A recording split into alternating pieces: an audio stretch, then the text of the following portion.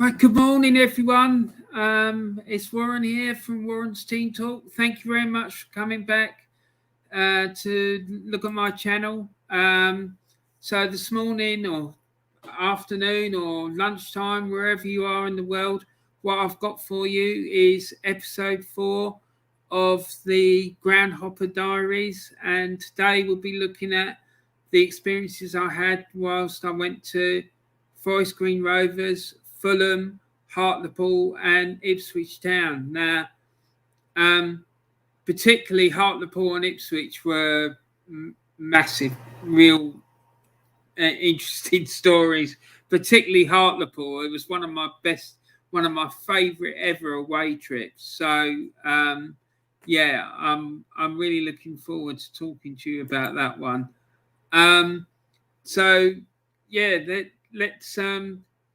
Let's remember, everyone, please subscribe to my channel. Please put a like on the video. And please remember to share the content around. That's what everyone on this YouTube thing always says. It'd be really helpful for me. And it should be a good show, hopefully. I hope you're going to enjoy it, and feel free to chip in with any comments at any time or any questions you might have about what I'm talking about. That'd be fantastic, because I love the idea of chatting with you guys. And so let's get on with it. So the first team that I'm going to talk about today is Forest Green Rovers. Now, when I went to Forest Green Rovers, they were playing in non-league football, hence why I've got on the screen there, it says Forest Green Rovers against Tunbridge Angels. And that the ground that me and my mate Mick went to didn't look anything like it does there in that picture. In that picture, it looks like a fairly nice modern stadium. It certainly weren't like that when we went there. It was right up the top of a hill, and I think you can see that it's probably at the top of a hill by the layout of it and whatnot. But it was just like a typical old style non-league ground. And I remember, if I remember, was it this game or was it another one? No, it wasn't this game. It was another one. We went to Dorchester. I think we went to Dorchester to see Tunbridge play, because Tunbridge is just down the road from where I live, so that's why sometimes I used to go and watch them.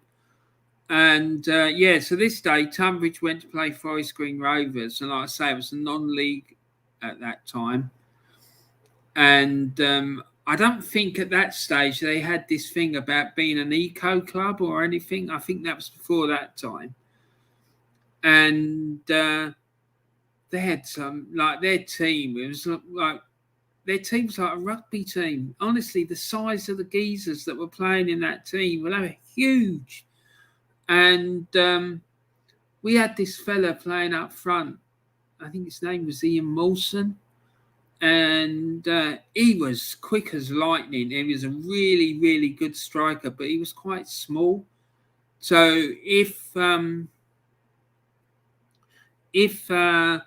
if he got a bit of physicality against him, he'd be quite easy to knock off the ball. But he would fight. He wouldn't go hiding, that's for sure. And I remember in this game, he broke through and he nearly scored, and he fell over. I think there was a challenge by the goalkeeper on him as he burst through. And the keeper sort of brought him down, and he sort of tumbled behind. He tumbled down and fell down and rolled just in front of where me and Mick were standing, behind this sort of I wouldn't even say it was a fence. It was more like some of these non-league grounds, you just see like a bar that people are standing up against or something like that. And as that happened, 3 of these Forest Green Rovers players saw him laying on the ground, and they started giving him a kicking. It was unbelievable. I've never seen anything like it.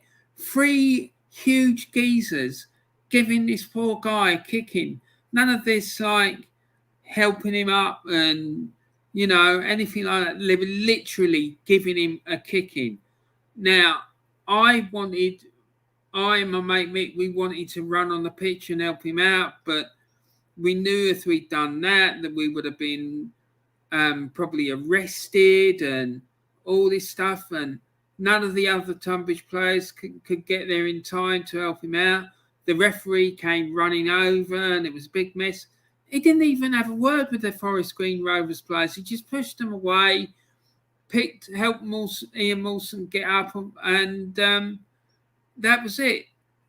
James has come in with a comment. Hi, James. How you doing? Yeah, I'm just talking about my experiences at Forest Green Rovers when they were a non-league club, which was quite interesting. I was just talking about how when we went, the ground didn't look anything like it does in that picture. It was a lot older and like a more traditional old style non-league ground. And I went there to see Tunbridge Angels playing. It was years and years and years ago. And Tunbridge Angels lost the game, and the striker they had, this guy called Ian Mawson, broke through. He got pulled down by the Forest Green Rovers goalkeeper in the penalty area. He tumbled over and fell down.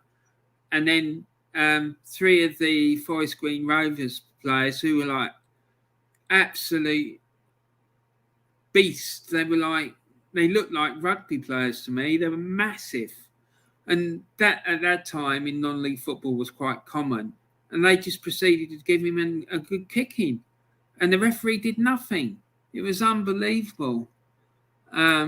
James is saying, I've seen Forest Green Rovers at Tranmere. Tranmere are my local team because I live on the Wirral. Oh, fair play to you, mate. So were they really physical at Tranmere as well when you went to see them? Because they bloody well were the day I went to see them at Forest Green Rovers. I mean, and then when I went, it was, I think it was called, I'm not sure, I think it was called the Southern League. And it was mad. And the referee, like, all he did, he just pulled these players off the Tunbridge striker and then didn't even have a word with them. Not a word. I just couldn't believe it. I think all of them should have been sent off. But there you go. So, yeah, that was the Forest Green Rovers and Tunbridge Angels match. And let's move on to the next one. Yeah, and it was, like I say, I remember the ground was right up the top of a hill, and it took us quite a while to get there. And I used to hate going down to the West Country to watch non-league football matches because all of the teams were all the same, like huge physical presences and whatnot. And James has come in with another comment saying they were physical 100%. I thought they were Stoke in disguise. One of their players got sent off in the playoff semi-final for an off-the-ball incident. Yeah, well, there you go. That's what I mean. Every time that we used to go down to the southwest, because the league Tunbridge were in at the time, there was loads of teams from like the southwest of England, and every other week it was a trip down, or every time we went away to watch Tunbridge, for example, because we went quite a lot to see Tunbridge. It involved like a trip down the southwest of England, and it was a nightmare. It was bloody horrible. I used to hate it. And they'd get away with it as well. God knows what used to happen when they used to play each other. I'm sure, because I'm sure it used to kick off on a regular basis. So yeah, I can completely understand why you're saying that they were like Stoke in disguise, because they were extremely physical, but they weren't the only ones. It was quite common in that league. And my mate Mick, I'm sure he'd agree with me as well, because it was horrible, absolutely horrible. It's not my idea of what football should be about, honestly. Anyway, so let's move on to the next one. So the next one was Fulham, Craven Cottage. I went there with my mate Daryl, who's a really good athlete. He's a good. He used to do a lot of 5K and 3K running races, and now he's a coach. And he coaches at Seven Oaks Athletic Club, and he's really good at it. But he's got a lot of experience of running and whatnot. But anyway, so on the 23rd of August, we went to see Fulham play Bolton Wanderers, because Daryl's a big Fulham fan. And we went there because I won tickets in a competition. I won 2 tickets for Fulham when I was working at Hammersmith and Fulham Council. And I won tickets in a competition to see him play Bolton Wanderers. James has come in with a chat. He says, I've been to Craven Cottage, seen Everton draw 2-2 there, and we should have won. We battered them, really. And he said it's a really nice ground. Yeah, it is a really nice ground, and it's one of my favourites. I mean, I just really, really love the old cottage there. You can see it in my picture there. Like, really nice old stadium and whatnot by the river and all the rest of it. Yeah, so yeah, it's nice. I can understand why you're saying that, James, and I agree with you. I like Fulham football ground. I think it's great. So yeah, me and my mate, we went to this game. It was 1-1 draw, and Bolton, where I think they were being managed by Big Sam at the time, and they were their usual. They were the usual physical self, and I think they equalised right near the end of the game. And I think Fulham's goal came through. Oh God, what's that guy? But it was a Cockney fella, and he had blonde curly hair. Not Ray Palmer, but Sam Bullard, I think it was. Yeah, Bullard. He got Fulham's goal, and I think it was a penalty. No surprises there that Bolton gave away a penalty.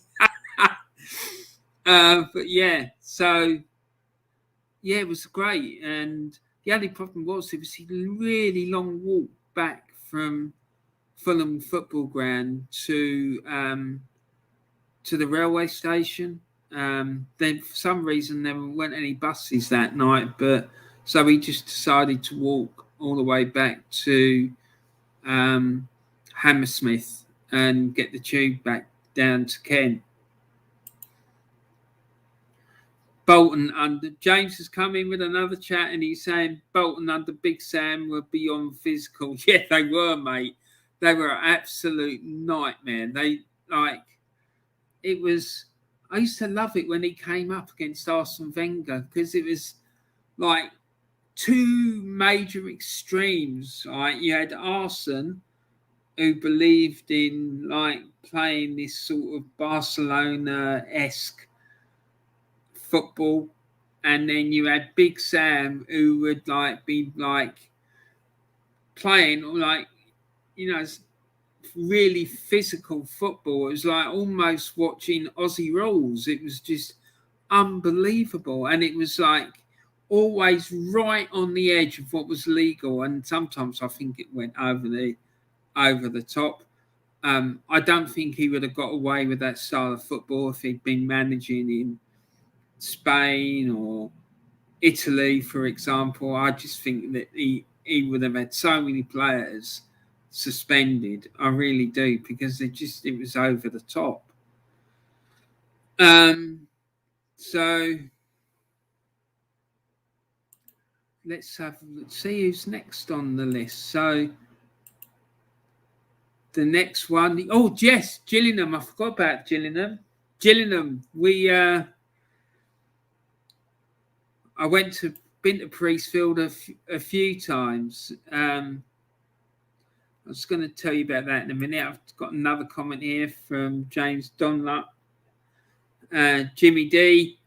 Wenger's football against Big Sam football is like Barcelona versus Wimbledon. Crazy game. Couldn't have put it better myself, mate. It really was. It's what it was like. It was mad. Absolutely mad. And there were just two like huge extremes from one like two extremes on the end of a scale. It was absolute madness.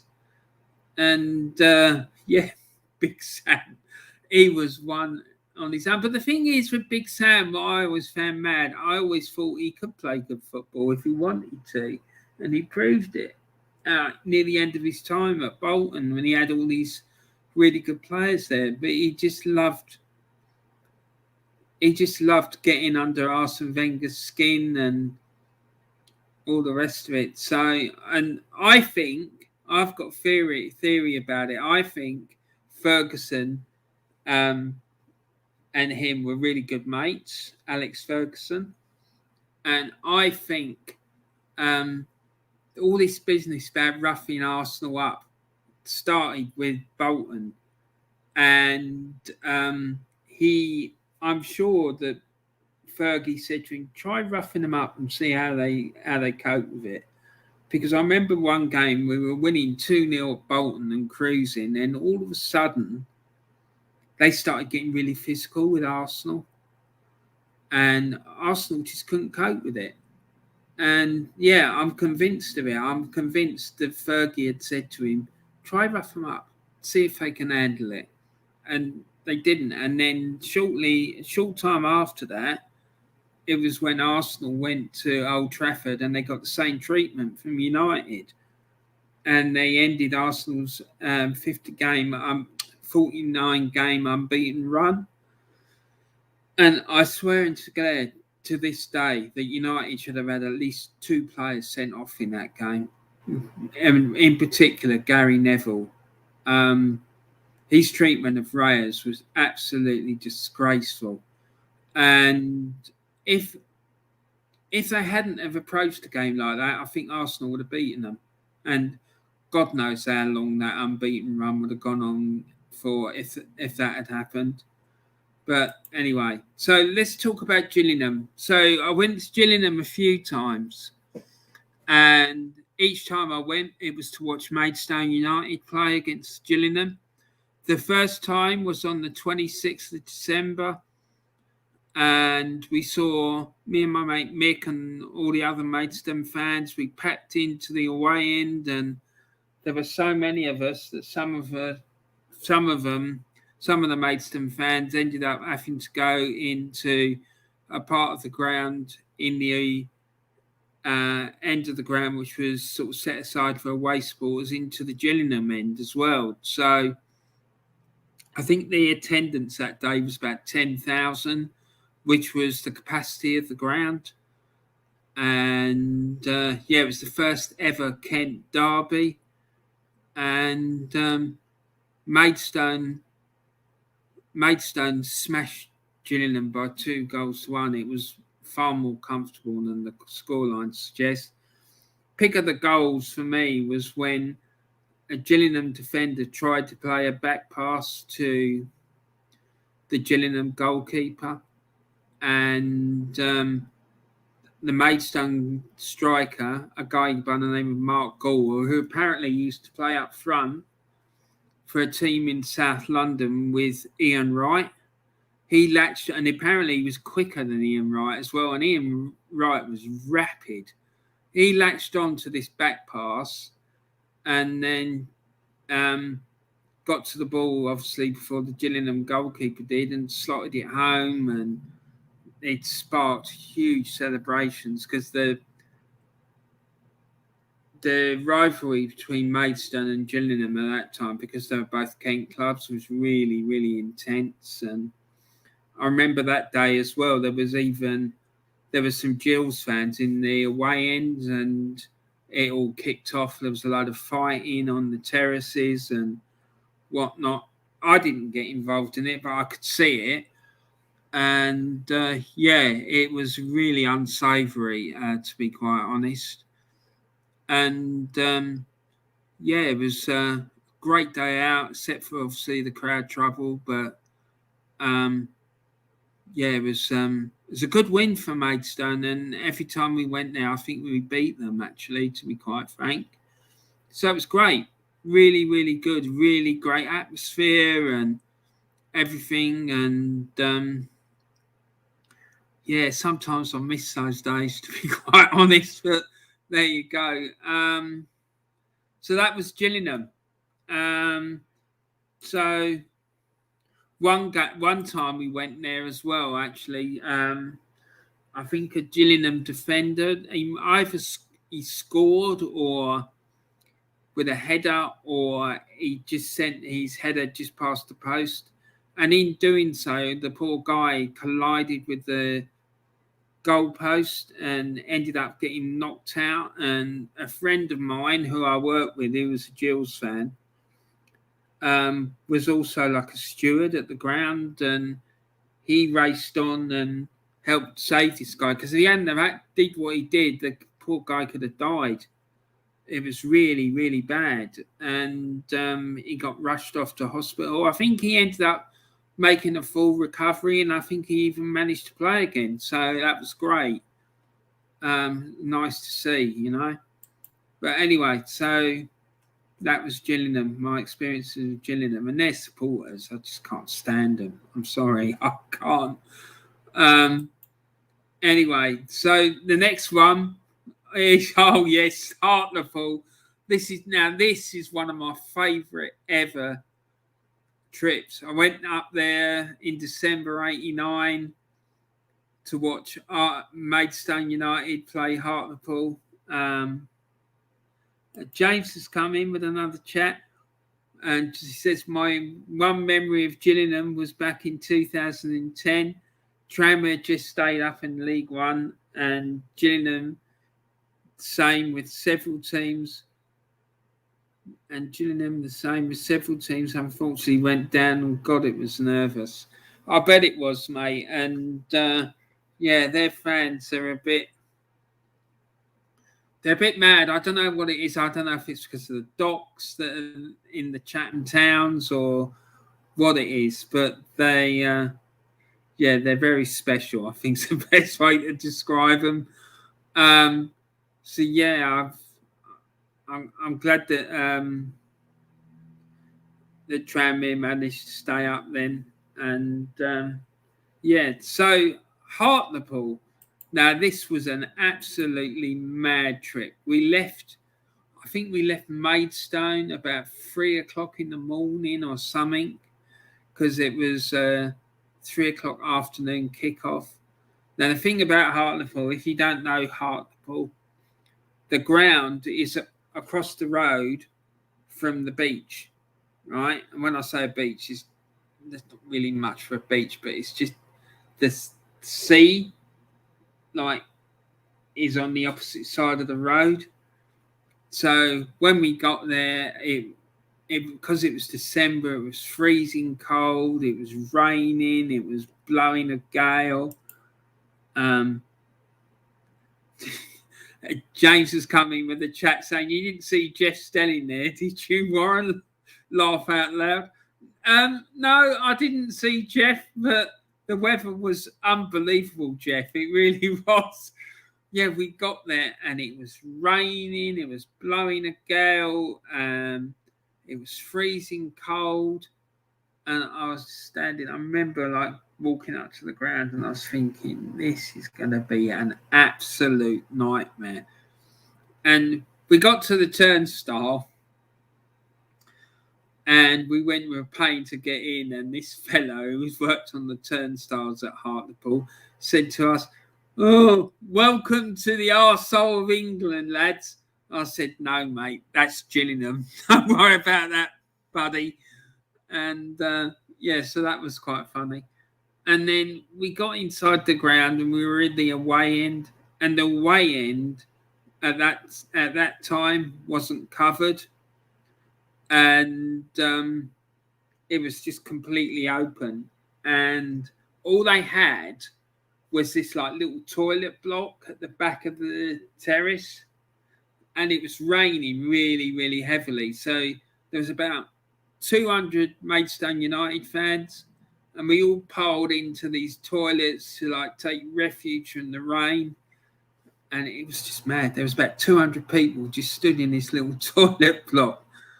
And then, as mad as that sounds, that's actually what did happen. And then we came out and it was blowing a gale.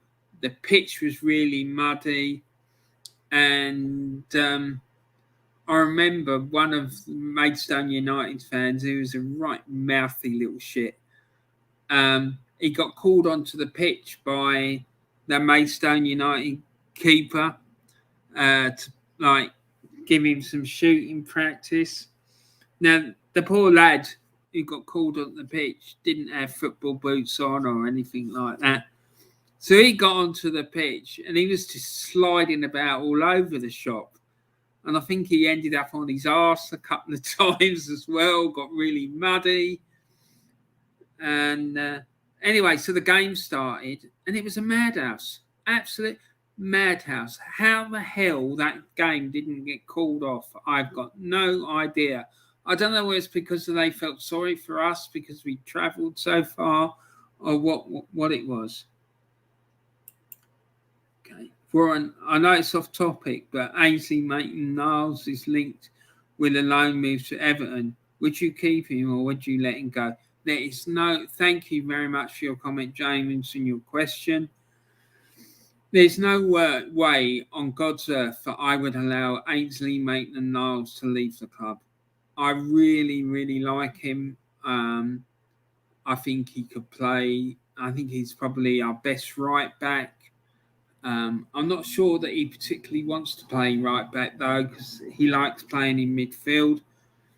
I've never ever seen him play in midfield, but I know him as a right back, and I know that he did a really, really good job as a right back when he was playing at Arsenal as a right back. But I would have given him a go in midfield. I mean, listen, let's be honest. He couldn't do any worse than Granit Xhaka. Do you know what I mean? And I would have him in the team ahead of Granit Xhaka, that's for sure. I really like him. I think he's a really good player. He's got a lot of energy. He can get up and down, which is what you need when you're a fullback. Do you know what I mean? So, no. And to answer your question, no, I wouldn't let him go. For me, he'd be a regular starter. Absolutely. Either in midfield or at right back. And the fact that versatility, I think, is a really good asset for him. And James has come in with a comment. He says, yeah, it can't be any worse than Xhaka. I agree. And he'll fight for the shirt for Arsenal. Yeah, absolutely. And that's why one of the reasons I like him, because I think he would fight. I mean, because he's an Arsenal boy, and that's what you want. You want people in the team who've got some feeling for the club. Do you know what I mean? I think there's too many of them at Arsenal like that, who are just there to pick up the paycheck and haven't got any feeling for the club. And it's been like that for a long time. So, yeah, I'd have him in the team ahead of Xhaka. I think he could be really good in central midfield in that Xhaka position. Because, to be honest with you, I'm not really sure what it is that Xhaka does for Arsenal, what his role is. The lineups are out for the Arsenal-Man City game. Let's have a look at this, have a laugh at this and see what it is. So, Man City's team, Henderson in goal. Left back of Cancelo, Laporte and Diaz centre backs, Walker right back, and then Gundogan and Rodri and Silva in midfield, and then up front you've got Grealish, Torres and Jesus, and then their bench they've got Riyad Mahrez, Zach Stefan, Cole Palmer, Fernandinho, Alexander Zinchenko, Thomas Doyle, John Stones, Nathan Ake, and Raheem Sterling. So let's see what the Arsenal lineup is. Right, so in goal, it's Bernd Leno. And then we've got back five of Tierney, Kolasinac, Holding, Chambers, and Suarez. So according to this, Kolasinac and Holding and Chambers are playing as three at the back. And then the two full backs, left back is Kieran Tierney and right back Cedric Suarez. And then in midfield, you've got a four-man midfield of Saka, Smith Rowe, and Odegaard. And Saka and Smith Rowe are the central pair. And Saka is on the left-hand side, on the far left, and Odegaard is on the right-hand side. And then up front, you've got Aubameyang. So, that's quite interesting. And then on the bench, Arsenal's bench, you've got Pablo Mari, Aaron Ramsdale, Ainsley Maitland-Niles, who we just talked about, Gabriel Martinelli, Albert Lokonga, Uncle Albert, as the Gooners like to call him, Alex Lacazette, Mohamed El-Neni, Arthur Nkuwo, I suppose that's another goalkeeper, and Nuno Tavares. That's quite interesting, actually, to be quite honest. I'm not sure that Arsenal will be playing a 4-5-1, though, but still, never mind. Yeah, James has come in with another comment. Oh, my God, Kolasinac starts. You might as well hold the white flag up. Exactly. Why is he even in the squad? I thought he's supposed to be going. It was just absolute madness. And then James has come with another comment. So a 5-4-1 formation Arteta has gone with. Cannot see that defence holding City off. I can't either. I just can't. I just can't see that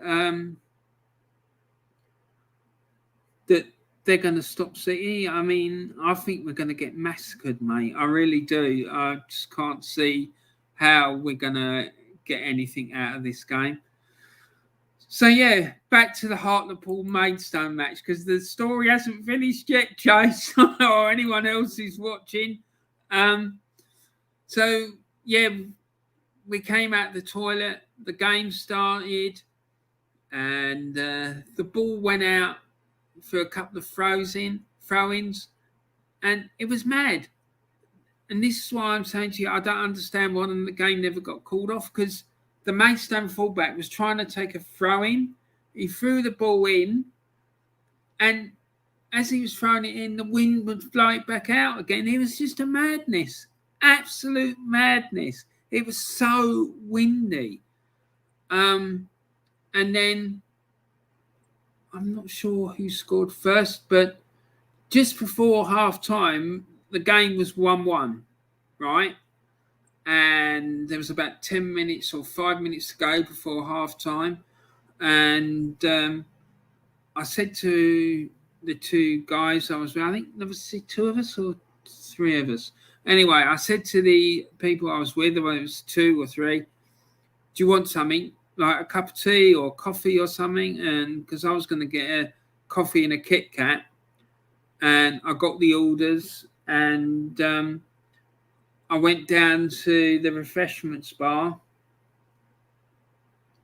and I could hear all this cheering. And I was thinking, what the hell's going on? What's all that cheering about? And I got back in time. It was about 5 minutes into the second half. And I got back, and my mate Mick said to me, "You'll never guess what." I said, "What?" I said, "What's all that cheering about?" He said, "Yeah, they're 4-1 up." It was ridiculous. They literally scored about 3 goals in 5 minutes. And it was just an absolute madness. Absolute madness. And then Maidstone got a goal back right near the end of the game, but they got absolutely battered. Literally battered. But given the weather conditions, I'm not surprised, because it was dreadful. Absolutely dreadful. I'd like to go back to Hartlepool one day, but not in December, that's for sure. Because I'm sure in the summertime it's probably quite nice. But yeah, and they've got this thing there, haven't they, about a hanging monkey or something. I'm not quite sure what that's all about, but yeah. So anyway, so let's move on to the next one. So yeah, well, before we do that, it was a long old trip. I think it took 8-9 hours for us to get there to Hartlepool, and then obviously the same amount of time to get back. So yeah, that 16-18 hour round trip to see mates don't get smashed up 4-2. It was just bonkers, really. Okay, so the next one was Portman Road at Ipswich Town. What a day that was. I went with my mate Mick, who's a massive Norwich fan, and I saw Ipswich absolutely demolish Norwich by 5-0. Norwich had been relegated, I think, a year before, or was it in the Premier League this game? I think it was in the First Division, or yeah, anyway, whatever it was, Norwich that year they were going through a period of transition, and they had a load of youngsters playing, and they got smashed 5-0. And when we had to walk to the ground. I remember that, and all the way along we had a police escort, and the Ipswich fans were giving it plenty of bloody mouth on the way to the ground, and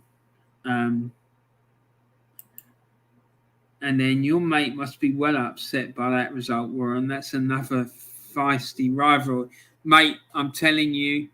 Thanks for your comment, James. It's really like, I was really surprised actually how intense it was, because I'd heard him talk about it, and I just thought, yeah, all right, mate. But it was mad. And when we got inside the ground, it was the same. And every time they scored, right, there was about 100 of them like running on the pitch and jumping up and down on the pitch. And that's so annoying. Absolutely bloody annoying. And I remember, like, on the way back, honestly, their fans are just an unbelievable bloody bunch. I remember we were driving back and we stopped off at this service station to get some food and drink on the way back. And we were queuing up to get the petrol. We hadn't said anything, hadn't done anything. And this bloke walked past us, goes, yeah, I hope you two fucking die in an accident. And I was thinking, what the fuck? So why don't you just fuck off? Excuse my language. I shouldn't be really swearing like this on the channel, I'm sure. But yeah, so I just said, why don't you F off? I mean, it was fucking pathetic saying something like that. Honestly, dickhead. And James has come in with another comment, and he's saying my dad been to Portman Road, I think in the earlier 80s, and he said it was one of the best away grounds he's been to. The Dell was his worst ever ground to go to. I've never ever been to the Dell, but I'd be interested to find out why he thought it was his worst. But yeah, that'd be interesting. Yeah, but it's a nice enough ground. Ipswich, it's just the people that get in the ground that are a bit of a nightmare, to be quite frank. But yeah, that's interesting. Thank you for that, James. So yeah, it was some mad, and like you said, the rivalry is really feisty and really intense. So let's see if we've got any more. I think that might be it, actually. Yeah, so that's it. I just wanted to give this fella, my mate, Old School Gunner, a big shout out. He's got a YouTube channel. It's really good Arsenal content, and he's getting quite animated about the Gunners at the moment, and he's not very... he's not convinced about Mikel Arteta, let's put it like that. So yeah, it's definitely worth a watch, and a really, really good, really good guy as well. So yeah, moving on to today's game. What do you think is going to happen in today's game between Arsenal and Man City? Because I think, looking at that starting 11, I think Arsenal are going to get smashed all over the shop.